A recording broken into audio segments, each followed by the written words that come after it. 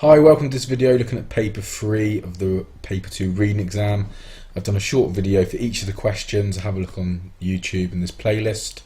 All the exam pages we'll look at I'll put a link to in the comment section. So question 3, we're looking at the volcano exam paper from summer 2018.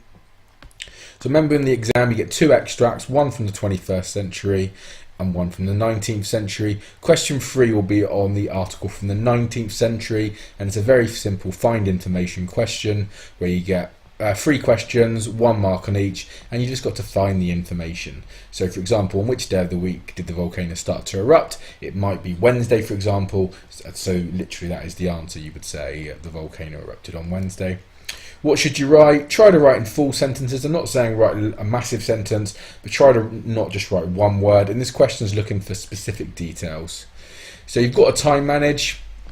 Remember, this is a 3 or 4 minutes for a low mark question. So you shouldn't be spending more than 3 or 4 minutes. You certainly shouldn't be spending anywhere near 10 minutes or anything on it. And don't get stressed. A lot of students get worried that the text is from the 19th century, but just treat it exactly the same as the 21st century one.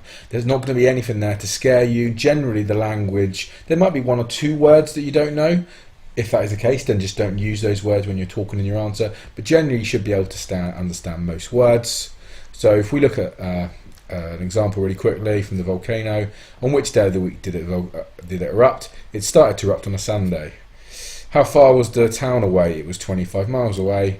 How did he survive? He ran for his life. So I've not just put 25 miles, I've just put a little sentence just to make sure I get my mark.